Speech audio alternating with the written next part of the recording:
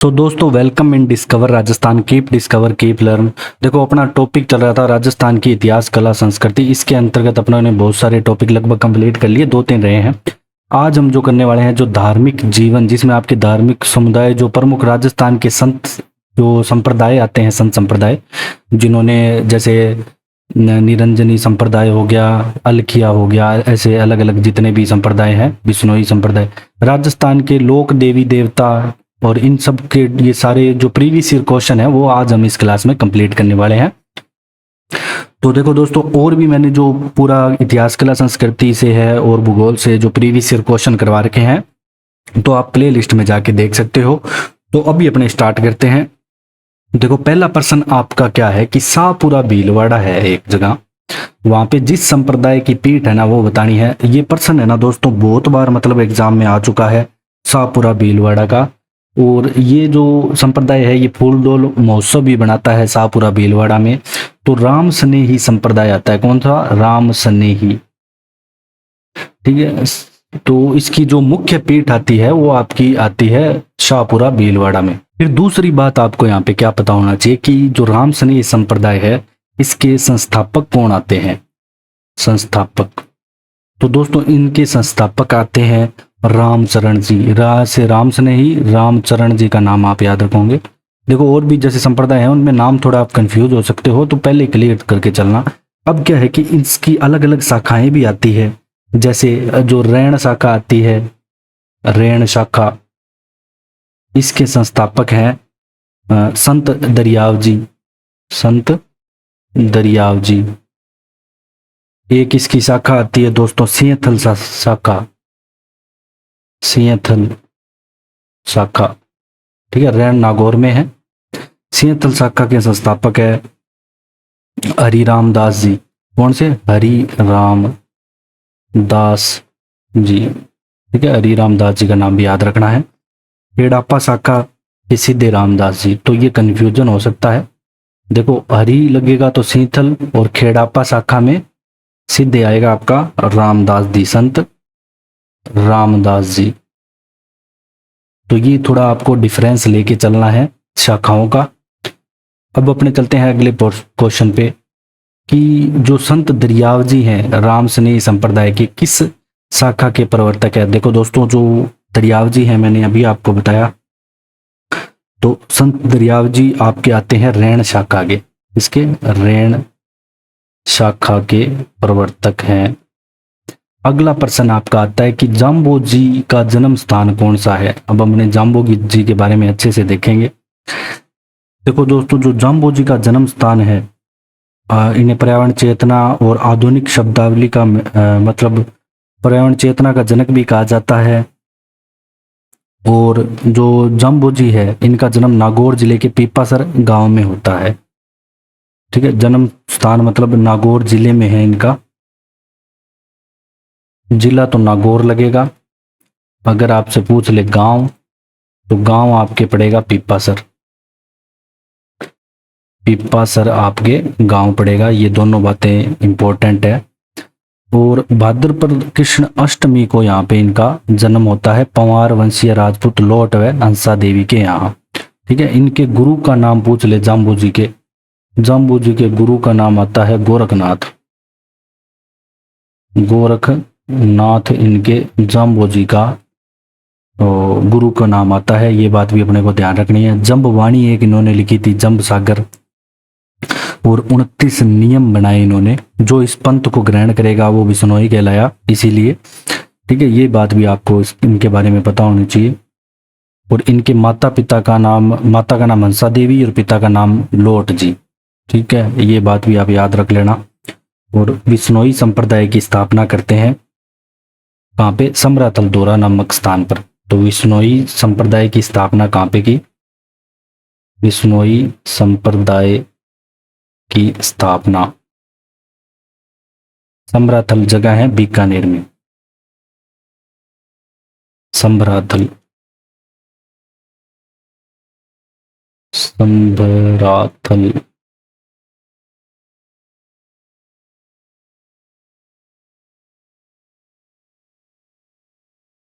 और जो इन्होंने मतलब इनको निर्वाण मिला, वो मिला था मुक्तिधाम मुकाम। मुकाम जगह आती है, तो मुकाम भी इन्हीं से संबंधित है। तो इनके अनुयायी 29 नियमों का पालन करते हैं। तो ये भी आपको पता होना चाहिए कि जो 29 नियम होते हैं वो बिश्नोई संप्रदाय में होते हैं। ये भी बार बार पूछा जाता है एग्जाम में, ठीक है। समरातल दौरा बीकानेर में है और बिश्नोई गुरु जंबेसर से संबंधित जो मुख्य स्थान आता है, मतलब इस संप्रदाय की प्रमुख पीठ, वो मुकाम आती है तलवा नोखा बीकानेर में। अगर आपसे इसकी संप्रदाय की प्रमुख पीठ पूछ ले, प्रमुख पीठ, तो वो आपकी आएगी मुकाम में। मुकाम में एक जगह आती है तलवा, जो कि पड़ती है आपकी नोखा बीकानेर जिले में। तो ये बात आपको इनके बारे में पता होनी चाहिए, बिश्नोई संप्रदाय के बारे में, ठीक है। अब अपने चलते हैं अगले प्रश्न पे। अब देखते हैं अपने सिंबूदड़ा व कोंडा ग्रंथों में किस संप्रदाय के उपदेश हैं। तो दोस्तों इन दोनों ग्रंथों में जो जसनाथी संप्रदाय है, इनके उल्लेख है। किसके? जसनाथी, जसनाथी संप्रदाय, ठीक है। ये लिखे थे जसनाथ जी, जिनका जन्म बीकानेर जिले के कतरियासर गांव में हुआ। तो ये भी पता होना चाहिए जसनाथी संप्रदाय का संबंध कहां से है? बीकानेर जिले से है। बीकानेर, बीकानेर जिले से है। और संस्थापक कौन आते हैं जसनाथी संप्रदाय के? तो जो जसनाथ जी ही हैं वही संस्थापक आते हैं। इनका नाम भी आपको याद होना चाहिए। और इनके भी गुरु आते हैं गोरखनाथ ही। और देखो इनसे प्रभावित होकर है ना सिकंदर लोदी ने ना कतरियासर में जमीन भी दी थी। और इनके द्वारा देखो जो नियम अपनाए जाते हैं वो 36 नियम है, 29 बिश्नोइयों में, 36 जसनाथियों में, ठीक है। 36 नियम अपनाए जाते हैं जसनाथियों में। और इनके ग्रंथ सिंधु बड़ा व कोंडा ग्रंथ आपको याद रखने ही रखने हैं एग्जाम की दृष्टि से। इसके जो जसनाती संप्रदाय था इसके बारे में इतना ही है दोस्तों, ठीक है। कतरियासर बीकानेर, 36 नियम जसनाथ जी द्वारा, ये सारी चीजें आपको याद रखनी है। अब अपने चलते हैं अगले प्रश्न पे। अब बात करेंगे हम संत धन्ना का जन्म किस जिले में होता है। तो धन्ना जी का जन्म दोस्तों होता है आपके टोंक जिले में। कहाँ पे? टोंक जिले में आपके होता है धन्ना जी का जन्म। और स्थान कौन सा है? दुवन नामक स्थान पे। एक दुवन नामक स्थान आता है, वहां पे टोंक में धन्ना जी का जन्म होता है। भक्ति आंदोलन प्रारंभ करने का श्रेय जाता है। और राजस्थान को छोड़कर ये बनारस चले गए थे और वहां पे रामानंद के शिष्य भी बने थे। ये क्वेश्चन है ना बार बार आपके एग्जाम में आता है। तो वो थे आपके धन्ना जी, संत धन्ना जी आते हैं। जो ये पूछा जाता है कि राजस्थान को छोड़ के कहाँ चले गए थे? बनारस, और वहां पे रामानंद के शिष्य बने। तो ये बात इनके बारे में आपको अच्छे से पता होनी चाहिए। अब बात करते हैं नेक्स्ट क्वेश्चन की। क्वेश्चन नंबर 7, मध्यकालीन मेवात के प्रसिद्ध संत बताने हैं। तो देखो मेवाती एरिया में आते हैं लालदास जी, लालदास जी, ठीक है ना। लालदास जी संत आते हैं मध्य मेवात के प्रसिद्ध संत। और देखो इनका जो जन्म होता है ये अलवर जिले के धौली दूर नामक स्थान पर हुआ। तो धौली दूर है ना इनसे संबंधित है जगह। पूछा जाता है एग्जाम में कि धौली दूर जगह इनसे संबंधित है। धौली दूर अलवर में एक जगह है, वो आपके लालदासी संप्रदाय से संबंधित है, लालदास जी, ठीक है। ये बात आपने को पता होना चाहिए। और इनकी जो प्रधान पीठ आती है वो नगला भरतपुर में आती है। और इनकी जो समाधि है वो शेरपुर अलवर में है। अब जो लालदास जी है इनकी अगर समाधि पूछ ले तो वो आपकी आएगी शेरपुर अलवर में, लेकिन इनकी प्रधान पीठ भरतपुर में आएगी, नगला में। तो ये बात आपको बतानी चाहिए। इनका जन्म होता है धौली दूर अलवर में। अब अपने चलते हैं अगले क्वेश्चन पे। धौली दूर ग्राम किस संप्रदाय से संबंधित है? सेम वही क्वेश्चन है दोस्तों, ठीक है, जो मैंने अभी आपको बताया। तो लालदासी संप्रदाय से संबंधित है, लालदासी संप्रदाय से संबंधित है। अगला प्रश्न है कि नगला पीठ किस संप्रदाय से संबंधित है? तो नगला पीठ भी दोस्तों किस संप्रदाय से संबंधित है? लालदासी। और ये लालदासी संप्रदाय की प्रधान पीठ है। और नगला पीठ कहाँ पे है? भरतपुर जिले में है। ये मोस्ट इंपॉर्टेंट है कि नगला पीठ भरतपुर में, इनका जन्म अलवर में होता है, तो इसलिए ये इंपॉर्टेंट हो जाता है आपके।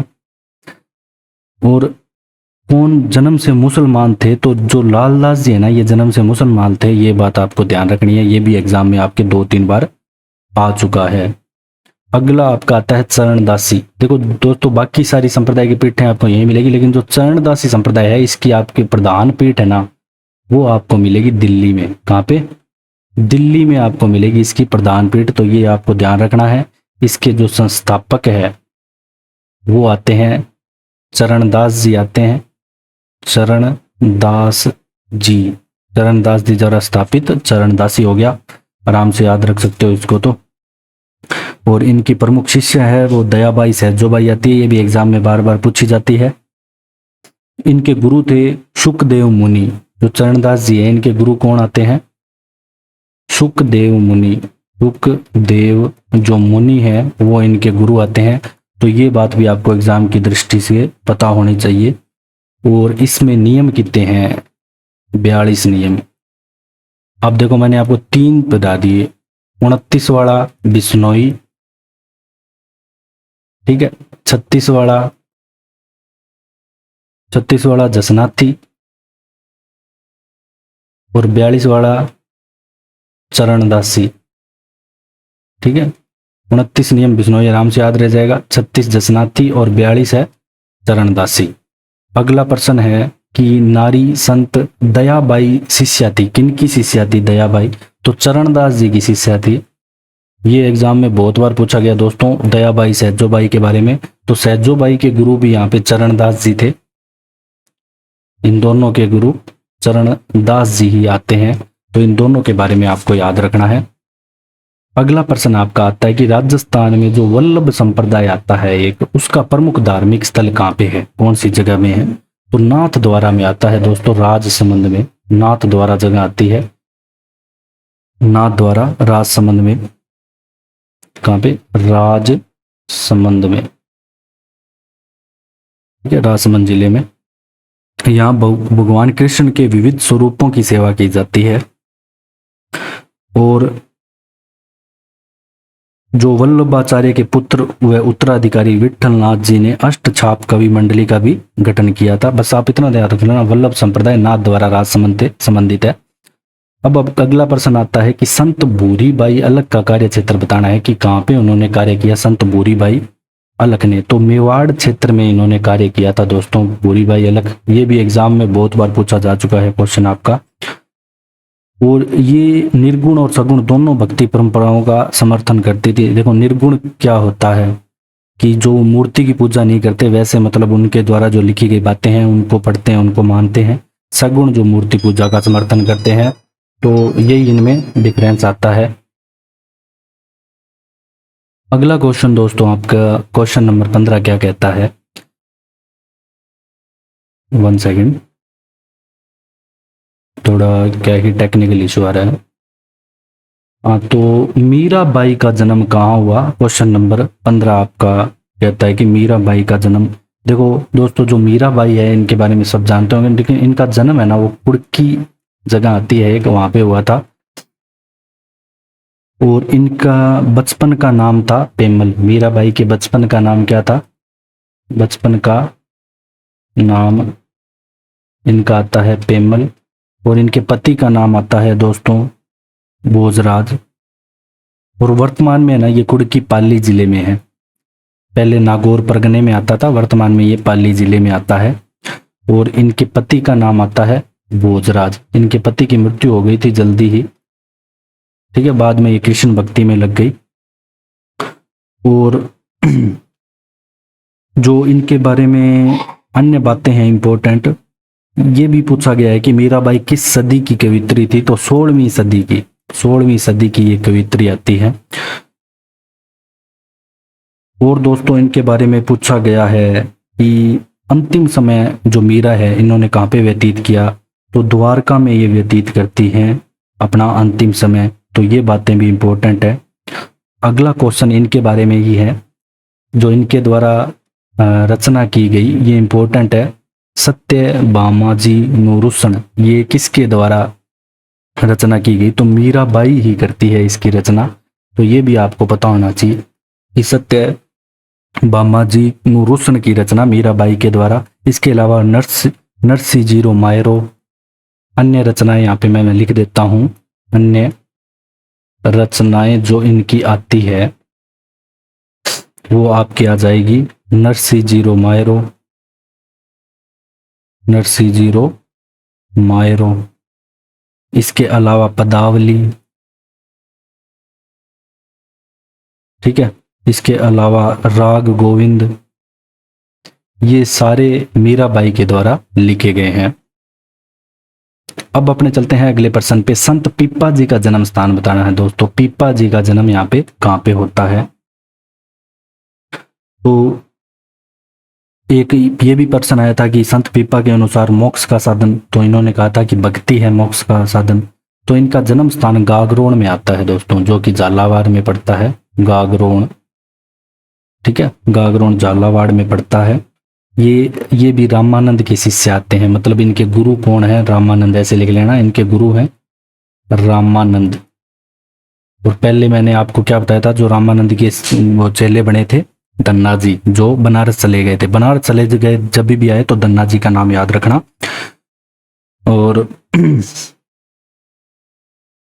और जो बाड़मेर के एक समदड़ी जगह आती है, वहां पे इनका मंदिर भी है संत पीपा जी का, तो ये भी आपको ध्यान रखना है। वैसे इनका संबंध जन्म स्थान आता है वो गागरोन आता है। अब एक प्रश्न और है, संत पीपा की गुफा, ये बहुत इंपॉर्टेंट प्रश्न है दोस्तों। तो एक टोडायर भीम जगह आती है टोडा ग्राम टोंक में, तो वहां इनकी गुफा है। तो गुफा पूछ ले तो टोडा ग्राम टोंक में आएगी, ठीक है ना। संबंध गागरोन झालावाड़ से है, लेकिन इनकी गुफा टोडा ग्राम टोंक में है। अब अगला प्रश्न है कि क्वेश्चन नंबर 19, भक्ति आंदोलन को राजस्थान में फैलाने वाले थे। जो पूरा भक्ति आंदोलन है, इनको राजस्थान में फैलाने वाले कौन थे? आपके ये ईओ का जो एग्जाम है 2007, इसमें आया था। तो दादू दयाल का नाम आता है दोस्तों। दादू दयाल बहुत इंपॉर्टेंट है। दादू दयाल, जो इनके बारे में आप जानते होंगे, दादू पंथ के संस्थापक है दादू दयाल जी। इनका जो मूल स्थान है, मतलब जन्म पूछ जाए तो ये अहमदाबाद में इनका जन्म हुआ था। अहमदाबाद, ठीक है, गुजरात में जो पड़ता है। तो गुजरात में जन्म होता है, लेकिन इनका कार्य क्षेत्र राजस्थान ही रहता है। और जयपुर के नारायणा नामक स्थान पर मुख्य गद्दी है। तो मुख्य गद्दी लिख सकते हो, पीठ कुछ भी आ जाए तो नारायणा जयपुर आएगी, ध्यान रखना। दादू पंथ की नारायणा जयपुर, तो ये बात इनके बारे में ध्यान रखनी है। और इनके उपदेश दादू वाणी में है, अलख दरीबा कहलाता है, वो सत्संग है। इसका जो सत्संग है वो क्या कहलाता है, ये भी पूछा जा सकता है, अलख दरीबा। और दादू वाणी जो इनके उपदेश है वो दादू वाणी में, ये तो आप याद ही रख लोगे। इन्हें राजस्थान का कबीर भी कहा जाता है। क्या कहा जाता है? राजस्थान का कबीर भी दादू दयाल को कहा जाता है, ठीक है। अब अपने चलते हैं अगले प्रश्न पे कि दादू पंथ की मुख्य गद्दी, वही मैंने अभी आपको बता दिया, नारायणा जयपुर के अंदर है, इनकी मुख्य गद्दी आती है दादू पंथ की। अगला प्रश्न आपका आता है कि सुप्रसिद्ध कायाबेली ग्रंथ की रचना। देखो दोस्तों, ये जो ग्रंथ है इसकी रचना भी दादू दयाल के द्वारा ही की जाती है। किसके द्वारा? दादू दयाल के द्वारा ही इसकी रचना की जाती है। और परिचय का अंग भी इनके द्वारा लिखा गया है। अगला प्रश्न है कि दादू पंथ की कितनी शाखाएं हैं? कितनी शाखाएं आती है दादू पंथ की, ये बताना है आपको। देखो दोस्तों, जो इसकी शाखाएं हैं, 6 उप शाखाएं आती है, 6 उप शाखाएं। वो किस किस में विभक्त है? पहला एक तो है खालसा, ठीक है। दादू दयाल जी के जो बड़े पुत्र होते हैं गरीबदास, जो आचार्य परंपरा चलाई जिन्होंने, वह खालसा कहलाई। तो इस संगठन का प्रमुख केंद्र नारायणा जयपुर में है। तो इनके जो बड़े पुत्र हैं गरीबदास, इनके द्वारा ये खालसा चलाई जाती है। फिर आती है नागा। तो देखो इस शाखा के लोग वस्त्र नहीं धारण करते, इसीलिए यहाँ पे ये जो नागा कहा गया। तो इसके संस्थापक सुंदरदास जी है। संस्थापक नागा के कौन है? सुंदरदास जी। और इसके इनके पुत्र आगे जिनका नाम आ जाएगा आपके गरीबदास। ठीक है, ये भी ये नागा के हैं। अब उत्तराध्याय एक आती है उत्तराध्याय, या उसे बोल सकते हैं स्थानाधारी, स्थानधारी, स्थानधारी भी बोल सकते हैं। मतलब जो राजस्थान छोड़कर उत्तरी भारत में चले गए, मतलब हरियाणा में चले गए, पंजाब में चले गए, हिसार हरियाणा में, मतलब रतिया हिसार, रतिया जगह आती है, वहां पे इनकी प्रमुख गद्दी है उत्तराध्याय स्थानधारी की। तो इनकी जो गद्दी आती है वो रतिया जगह आती है एक, हिसार जिले में। ठीक है, जो कि हरियाणा राज्य में पड़ती है आपके। फिर चौथी आपकी आ जाएगी यहाँ पे विरक्त। कौन सी? विरक्त। विरक्त में क्या होता है कि घुमक्कड़ दादूपंथी होते हैं जो गृहस्थियों को छोड़ देते हैं, घर गृहस्थी को, और इधर उधर घूमते हैं। फिर पांचवी आती है खाकी। कौन सी?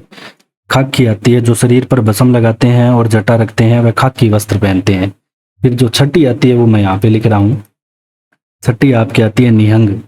ये भी घुमंतु साधु होते हैं। ठीक है, खालसा, नागा, उत्तराध्याय, विरक्त, खाकी और निहंग।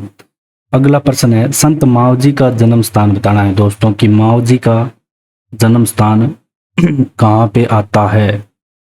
संत मावजी। तो दोस्तों इनका जन्म आता है डूंगरपुर जिले में। तो मावजी का जब भी संबंध आएगा तो आपके दिमाग में आना चाहिए डूंगरपुर। ठीक है, और इनके बारे में क्या पता होना चाहिए, इन्होंने कौन सा संप्रदाय की स्थापना की?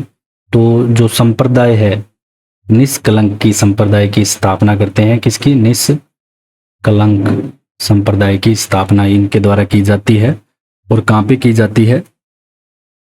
ये डूंगरपुर जिले के आसपास तहसील के एक सांवला गांव आता है, इसमें तो इनका जन्म होता है। ठीक है, जन्म मतलब इनका पूछ लिया आपसे, जगह पूरी प्रॉपर डूंगरपुर में। 1 सेकेंड। निष्कलंक, तो सांवला गांव का नाम याद रखना, सांवला गांव। इनके जन्म का स्थान भी आपसे पूछा जा सकता है, जो कि पड़ता है आसपुर तहसील में। तो ये बात भी पता होनी चाहिए आपको। और संप्रदाय निष्कलंक संप्रदाय की स्थापना की जाती है इनके द्वारा। और इनके जो 5 बड़े ग्रंथ है वो चोपड़ा कहलाते हैं। तो इनके 5 जो ग्रंथ कहलाते हैं, तो चोपड़ा किसके ग्रंथ कहलाते हैं? संत मावजी के। ये भी पूछा जा सकता है आपसे। ठीक है, इसमें अलग अलग मंदिरों में ये रखे हुए हैं चोपड़ा, जितने भी हैं अलग अलग। अगला प्रश्न है कि राजस्थान में 13 पंथ के प्रवर्तक बताने हैं। तो 13 पंथ की जब भी बात आएगी तो आपके दिमाग में नाम आना चाहिए भिखण जी का। किसका? भिखण जी का आपके दिमाग में नाम आना चाहिए 13 पंथ की जब भी बात आएगी। तो भिखण जी इंपॉर्टेंट है। और आचार्य भिक्षु स्वामी भी जिन्हें कहा जाता है। मारवाड़ के ये कंटालिया ग्राम में इनका जन्म होता है। कहाँ पे जन्म अगर पूछ ले तो कंटालिया ग्राम में। ठीक है, जैन आचार्य हैं ये। और 1760 में करते हैं जैन श्वेतांबर के 13 संप्रदाय, मतलब 13 पंथ की स्थापना। और प्रथम आचार्य भी बनते हैं 13 पंथ के भिखण जी। तो इनके बारे में बस इतनी आपको चीजें पता होनी चाहिए। ये जैन संप्रदाय से संबंधित है 13 पंथ, ये भी थोड़ा पता होना चाहिए आपको। अगला प्रश्न क्या है 25वां की आचार्य तुलसी, बहुत इंपॉर्टेंट है, बार बार आता है। अणुव्रत आंदोलन के बारे में बार बार पूछा जाता है, ये कब करते हैं इसका सूत्रपात? देखो सूत्रपात जो किया जाता है इनके द्वारा वो 1949 ईस्वी में किया जाता है आचार्य तुलसी के द्वारा। किसमें?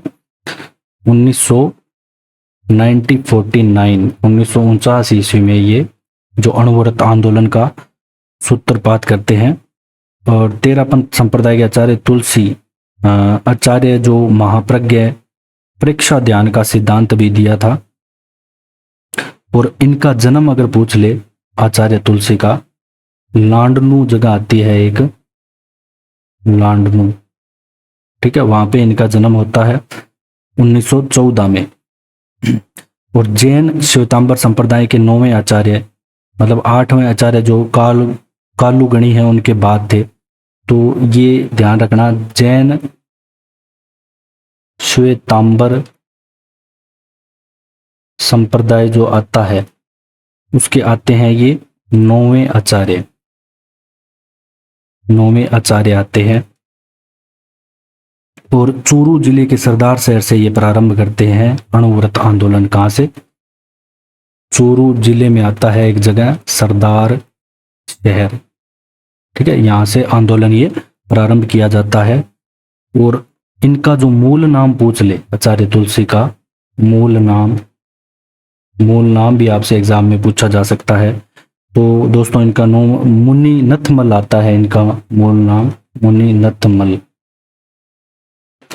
और अब अपने चलते हैं अगले क्वेश्चन पे। नेक्स्ट क्वेश्चन, जोधपुर के महामंदिर में किस संप्रदाय की मुख्य पीठ है? बार बार एग्जाम में आने वाला प्रश्न दोस्तों, जो नाथ संप्रदाय है इसकी पीठ आती है यहाँ पे, ठीक है, नाथ संप्रदाय की पीठ आती है। तो इसके बारे में सभी को पता होगा, नाथ संप्रदाय के बारे में। तो जोधपुर में इनकी मुख्य गद्दी है। और अब चलते हैं अपने नेक्स्ट क्वेश्चन पे कि पशुपति संप्रदाय का संस्थापक बताना है अब आपको कि पशुपति संप्रदाय का संस्थापक कहाँ पे आता है? लकुलीस। कौन आता है? जो लकुलीस है ये आता है पशुपति संप्रदाय का संस्थापक, जिसे पाशुपत संप्रदाय भी कहा जाता है। और शिव का 28वां व अंतिम अवतार मानते हैं ये लकुलीस को। और उदयपुर का राज परिवार इन्हीं का शिष्य भी था। और जो एकलिंग जी का मंदिर है, हमने जब हिस्ट्री के क्वेश्चन कर रहे थे तब भी हमने पढ़ा था कि जो लकुलीस संप्रदाय से संबंधित है।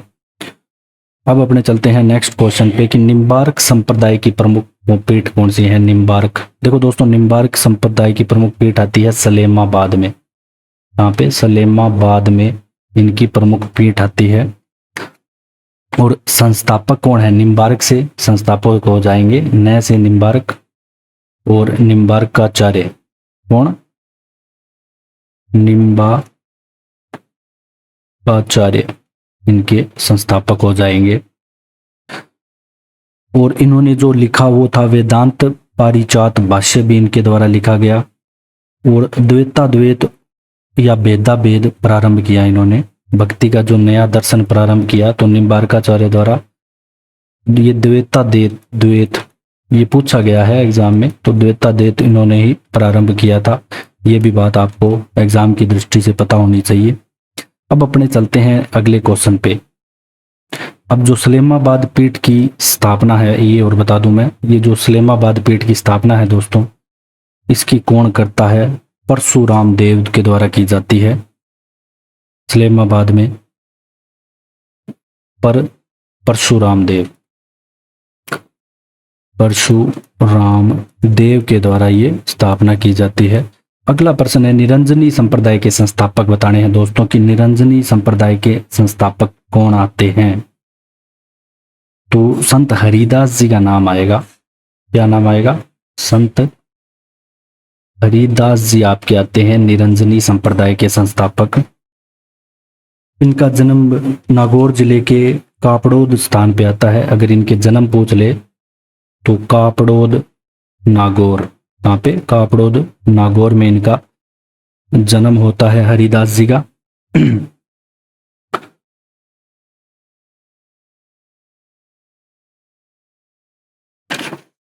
बस इनके बारे में इतना ही है।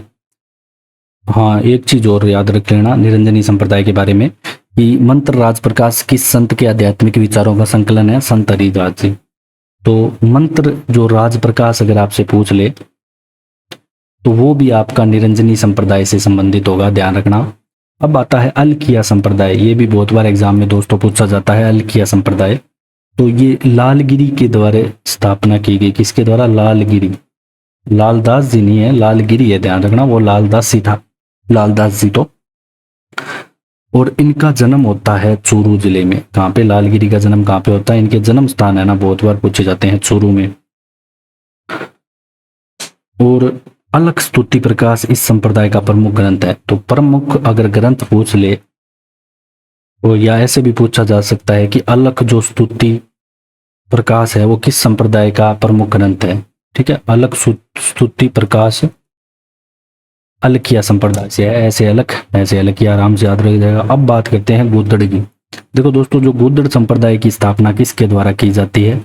ये संत दास जी के द्वारा स्थापित की जाती है। किसके द्वारा? संत दास जी के द्वारा यहाँ पे गुद्दड़ संप्रदाय की स्थापना की जाती है। और प्रमुख गद्दी दांतड़ा भीलवाड़ा में है। इनकी प्रमुख पीठ पूछ ले या गद्दी पूछ ले, कुछ भी आ सकता है। तो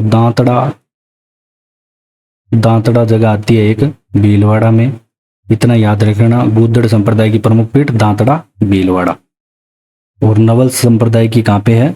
जोधपुर में। और नवल संप्रदाय के संस्थापक कौन है? नवलदास जी। अब अगला प्रश्न आता है, सन्यासियों के सुल्तान के उपनाम से किसे जाना जाता था, जिसे सन्यासियों का सुल्तान कहा गया? तो एक आता है आपका हमीद उद दीन नागौरी आता है, जिसे कहा जाता था सन्यासियों का सुल्तान। ठीक है। और जो इनकी दरगाह भी यहाँ पे है। ठीक है। अगला प्रश्न है कि नागौर में किस सूफी संत की मजार है, ये बताना है। तो यही सेम जो शेख हमीदुद्दीन है, इसी की ही यहाँ पे नागौर में दरगाह है।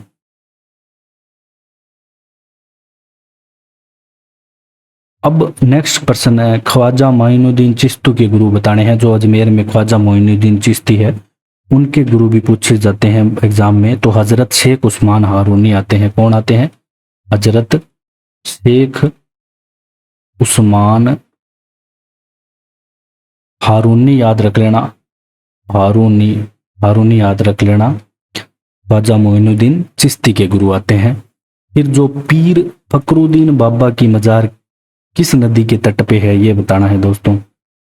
तो माई नदी के तट पे है, गलियाकोट में। कहाँ पे? माई नदी के तट पर गलियाकोट, जो कि आपके आता है डूंगरपुर में। कहाँ पे? डूंगरपुर में आता है गलियाकोट।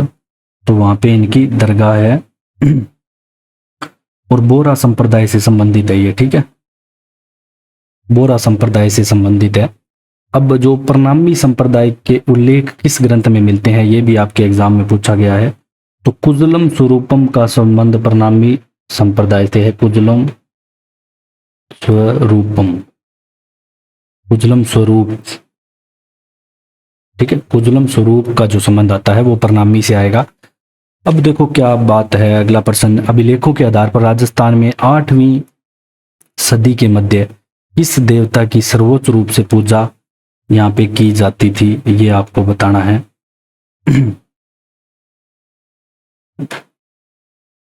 अभिलेखों के आधार पर अगर अपने देखें तो दोस्तों यहाँ पे भगवान शिव की पूजा की जाती थी। किसकी? भगवान शिव जी की पूजा की जाती थी। और इस टाइम देखो जो शैव धर्म है वो प्रमुख था, वो इन्हीं की पूजा करता था 8वीं से 10वीं, अभी भी करते हैं सभी। तेजा जी के जन्म स्थल का नाम बताना है। अब अपने लोक देवता वाले टॉपिक पे आ चुके हैं। देखो तेजा जी का जन्म स्थान आता है खड़नाल। ठीक है, कई जगह खरनाल लिखा भी आ जाता है। नागौर में होता है इनका जन्म। वहां पे नागौर में इनका जन्म होता है तेजा जी का। और इनके पिता का नाम आता है ताहड़ जी। पिता का नाम क्या आता है? ताहड़ जी। और इनकी माता का जो नाम है दोस्तों, ये आ जाता है आपके राम कुंवरी। और पत्नी का नाम आता है पेमल दे।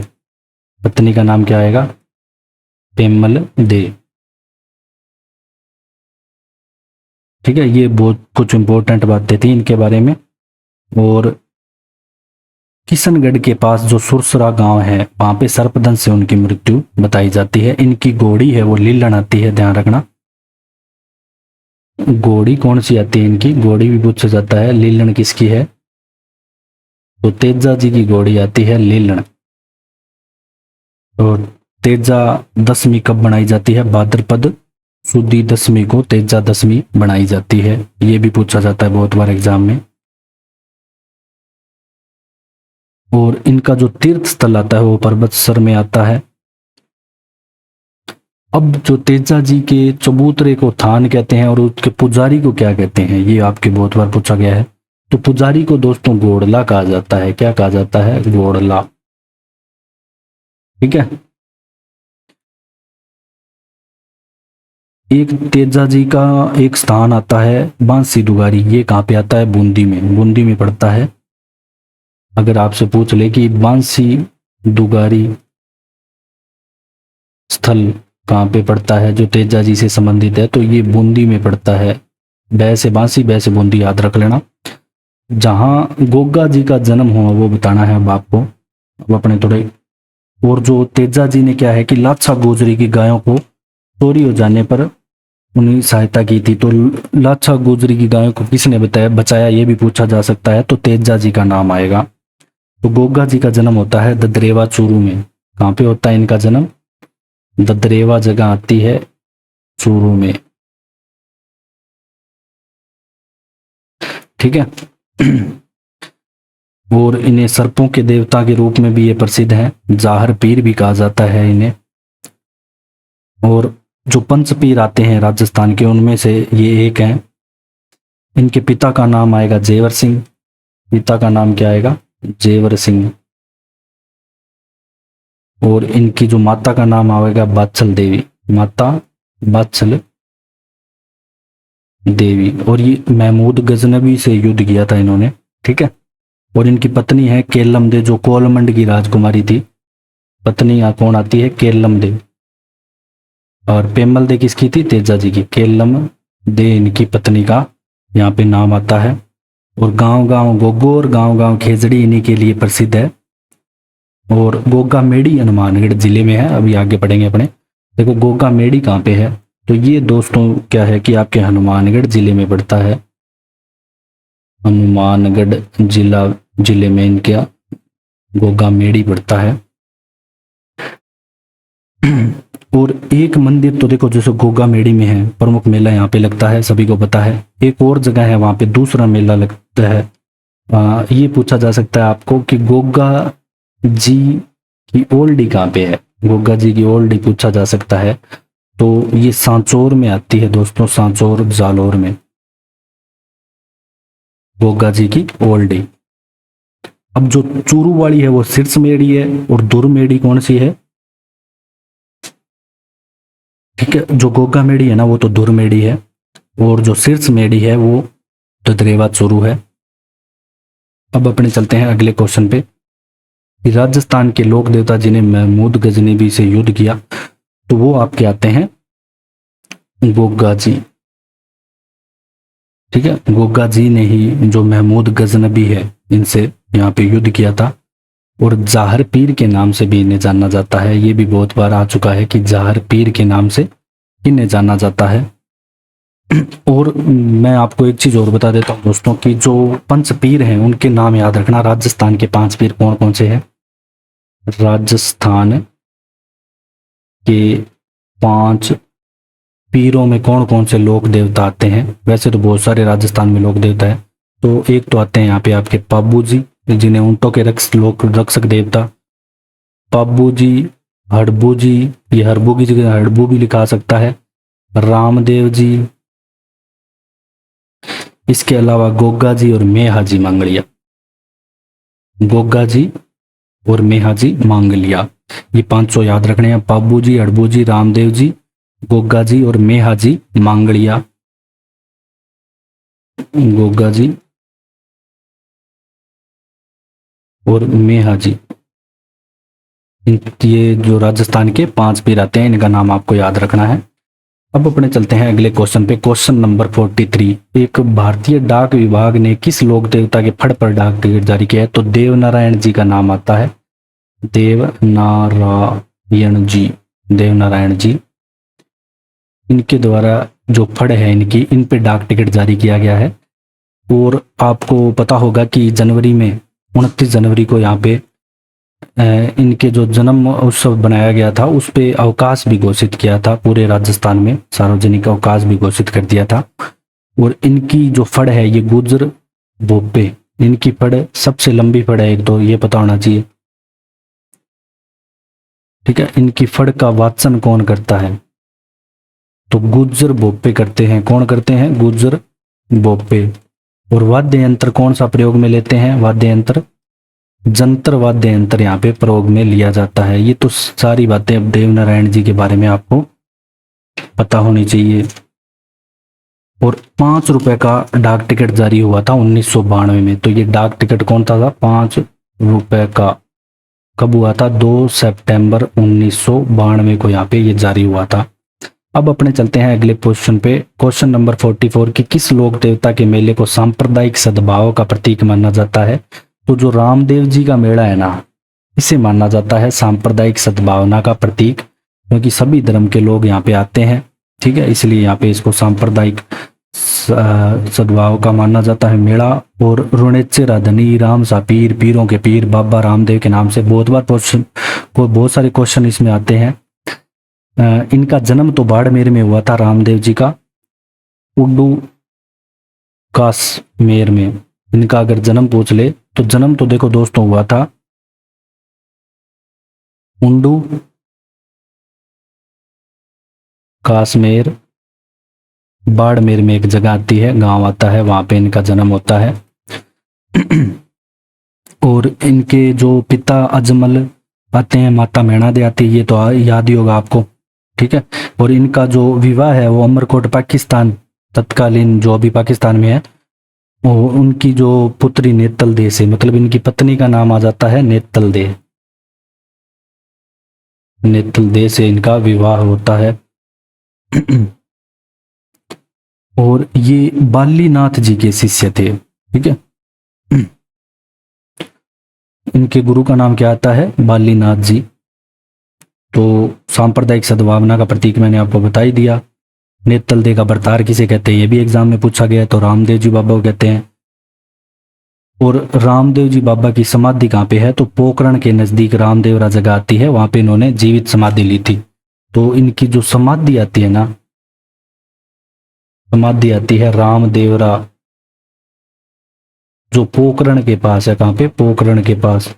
तो ये जो समाधि है ना, इन्होंने ली थी जीवित समाधि,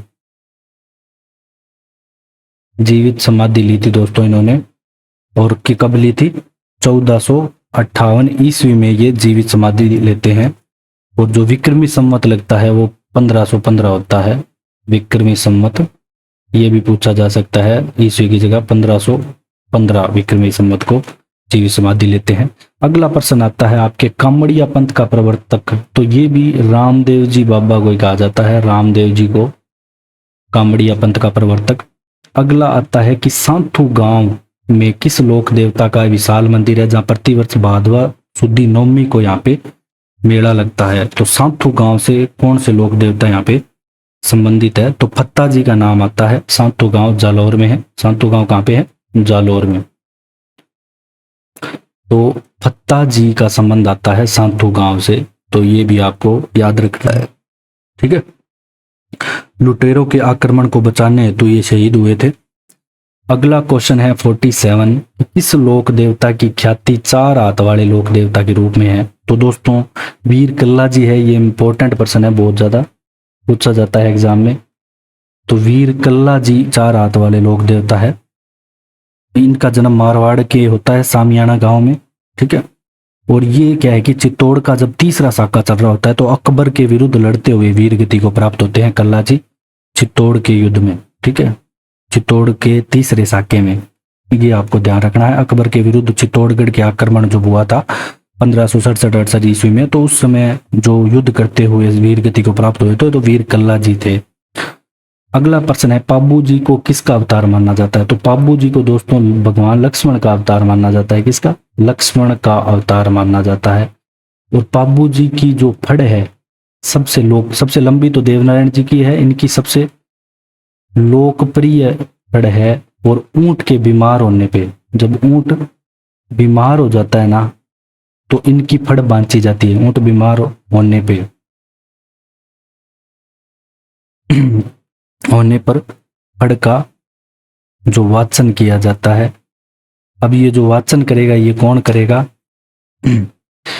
इसमें जो वाद्य यंत्र प्रयोग में लिए जाएगा वो तो आपके लिए जाएगा रावण भत्ता प्रयोग में लिया जाएगा वाद्य यंत्र। पाबू जी की जो फड़ का वाचन करेगा। दोस्तों इनके बारे में आपको क्या याद रखना है? इनका जन्म स्थान जरूर याद रखना है पाबू जी का। इनका जो जन्म होता है ना, तो वो कोल्लू गांव में होता है। डायरेक्ट पूछा जाता है कि कोल्लू गांव से किसका संबंध है, तो ये कोल्लू गांव आपके जोधपुर में पड़ता है। ठीक है, कहाँ पे पड़ता है? जोधपुर में पड़ता है, फलोदी तहसील में। फलोदी जोधपुर के पास पड़ता है। तो इनकी जो पत्नी का नाम आता है वो सुप्यारदे आता है। इनकी पत्नी अगर आपसे पूछ ले तो सुप्यारदे। और इनके जो पिता का नाम दांदल राठौड़ और माता का नाम कमला दे। तो पिता दांदल राठौड़ और माता का नाम आ जाएगा कमला दे। अगला प्रश्न आपका क्या कहता है? क्वेश्चन नंबर 49 की राजस्थान में ऊंट के बीमार होने पर, अभी मैंने आपको बताया पाबू जी, ठीक है, पाबू जी की पूजा की जाती है। संत पाबू जी के जो मुख्य शिष्य आते हैं दोस्तों वो आते हैं रेबारी आते हैं मुख्य रूप से। अगला प्रश्न है बूरिया बाबा आराध्य देवता हैं। बूरिया बाबा किनके आराध्य देवता हैं? देखो जो बूरिया बाबा हैं दोस्तों ये मीणाओं के आराध्य देव आते हैं। इनके आते हैं मीणाओं के, गोड़वाड़ के मीणाओं के। तो ये ध्यान रखना, जो गोड़वाड़ के मीणाओं के यहाँ पे आराध्य देव आते हैं। अगला प्रश्न आपका है कि बरसात के देवता में राजस्थान में कहे जाते हैं कि बरसात के देवता राजस्थान में किसे कहा जाता है? तो मामा देव को कहा जाता है दोस्तों। इसको मामा देव को बरसात का देवता कहा जाता है। ये भी इंपॉर्टेंट क्वेश्चन है। अब जो देखो कुल देवियां, जो लोक देवियां हैं वो पूछा गया है कि जैसलमेर के जो नरेश हैं कुल देवी के रूप में किस देवी की पूजा करते हैं? जो जैसलमेर के नरेश हैं तो सुहागिया माता आता है दोस्तों। तो सुहागिया माता, तो सभी वंशों की आपको है ना ये कुल देवी पता होनी चाहिए, एग्जाम में पूछी जाती है। और सुग्गा माता भी जिसे कहते हैं और सांगिया जी भी कहते हैं। तो ये भी पता होना चाहिए कि इन्हें सांगिया जी या सुग्गा माता के नाम से भी, तो ये भी आपके एग्जाम में आ सकता है। यहाँ पे सुग्गा माता या सांगिया जी भी लिखा हुआ आ सकता है। तो अपने को पूरा ध्यान रखना है अच्छे से। अब अपने चलते हैं लोक देवी जिन्हें थार की वैष्णो देवी कहा जाता है। देखो दोस्तों जो थार की वैष्णो देवी है ये तनोट माता को कहा जाता है। किसको? तनोट माता को कहा जाता है थार की वैष्णो देवी। ठीक है, रुमाली देवी भी इन्हें कहा जाता है, अन्य नाम इनका रुमाली देवी। दोनों नाम याद रखना है। अलवर क्षेत्र के लोक देवी के रूप में किसे मान्यता है? जो अलवर क्षेत्र के, तो जिलानी माता आती है दोस्तों। ये एग्जाम में बहुत बार पूछा गया है अलवर क्षेत्र की लोक देवी के रूप में, तो जिलानी माता का नाम आता है। अगला प्रश्न है आपका आशापुरा माता किस वंश की कुल देवी है? तो ये चौहान वंश की कुल देवी है दोस्तों। चौहान जो वंश है इसकी कुल देवी आती है आशापुरा। जालोर के जो चौहान हैं इनकी है, ठीक है, जालोर के सोनगरा चौहानों की कुल देवी है। अब जो आमेर की शिला देवी का मंदिर है किसके द्वारा बनवाया गया? ये पूछा गया आपके। तो मान सिंह लाता है मूर्ति, ठीक है, बंगाल से। तो मान सिंह के द्वारा यहाँ पे बनवाया जाता है शिला देवी का मंदिर। और बंगाल में मतलब जसोर नामक स्थान से ये लाता है। अष्टभुजा की मूर्ति है, ये आमेर में स्थापित करवाता है। अब राजस्थान के लोक साहित्य में किस देवी देवता का गीत सबसे लंबा है? ये बताना है कि किस देवी का गीत यहाँ पे सबसे लंबा गीत है। तो जीण माता जो सिक्कर वाली है, इनका गीत सबसे लंबा आता है, किसका? जीण माता का। तो ये भी चौहान वंश की ही कुल देवी है, जो शेखावटी क्षेत्र की लोक देवी या मधुमक्खियों की देवी के रूप में भी जाना जाता है इन्हें। ये बात भी आपको पता होनी चाहिए एग्जाम की दृष्टि से। अगला क्वेश्चन नंबर 59, जोधपुर के राठौड़ों की देवी बतानी है जिसकी 18 भुजाएं हैं। तो नागणेची माता का नाम बहुत बार एग्जाम में पूछा जाता है दोस्तों, तो नागणेची माता का नाम आपने सुना होगा जरूर। तो ये है आपके किसकी? जोधपुर के राठौड़ों की कुल देवी। अब अपने चलते हैं अगले प्रश्न पे कि राजसमंद झील में किस लोक देवी का मंदिर है? जो राजसमंद झील आती है तो वहां पे किस लोक देवी का मंदिर है? तो घेवर माता का है। इसका घेवर माता का मंदिर आता है राजसमंद झील में। अगला प्रश्न है, सुगाड़ी माता किस राज परिवार की आराध्य देवी है? सुगाड़ी माता अगर आपसे पूछा जाए तो आहुआ के ठाकुर परिवार की, आहुआ के ठाकुर परिवार की। और दोस्तों इसे 1857 की क्रांति की देवी भी कहा जाता है। 1857 की क्रांति की देवी भी कहा जाता है, ठीक है। और 10 सिर व 54 हाथ वाली भी देवी कहा जाता है, तो ये भी ध्यान रखना, ये भी पूछा जा सकता है 10 सिर व 54 हाथ वाली देवी कौन सी है? तो सुगाड़ी माता हो जाएगी आपके। अगला प्रश्न आपका आता है कि शिशु रक्षक लोक देवी कौन सी है? जो शिशु रक्षक लोक देवी आती है ये आपकी कौन सी आती है?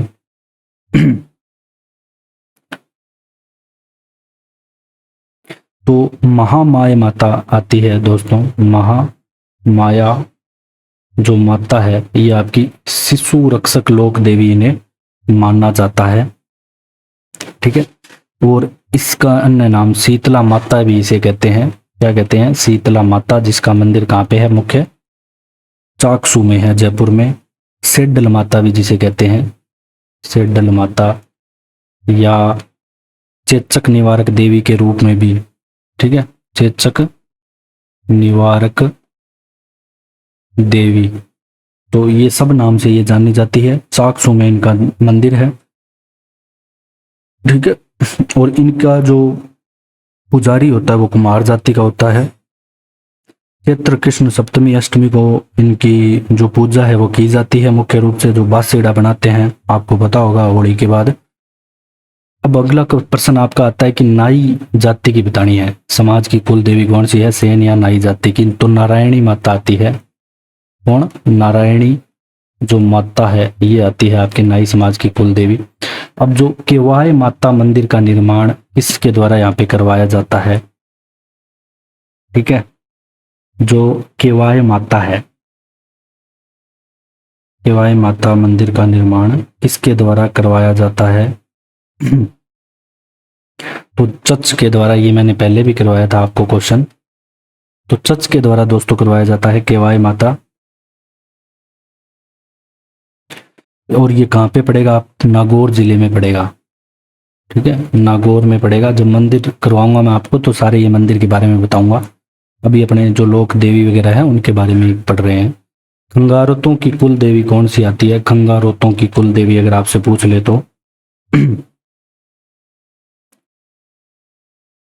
तो ज्वाला माता आती है दोस्तों। तो जो ज्वाला माता का मंदिर है ना, ये जयपुर में है। ये भी एग्जाम में बहुत बार पूछा जा चुका है। तो जयपुर में पड़ता है आपके ज्वाला माता का मंदिर। जयपुर में कहाँ पे पड़ेगा? जोबनेर में, जोबनेर जयपुर में पड़ेगा। तो आपका जो ये टॉपिक है ये कंप्लीट हो चुका है। अगर आपको देखो हमारा कंटेंट पसंद आया तो दोस्तों आप शेयर एंड सब्सक्राइब जरूर करें। Thanks for joining discover Rajasthan.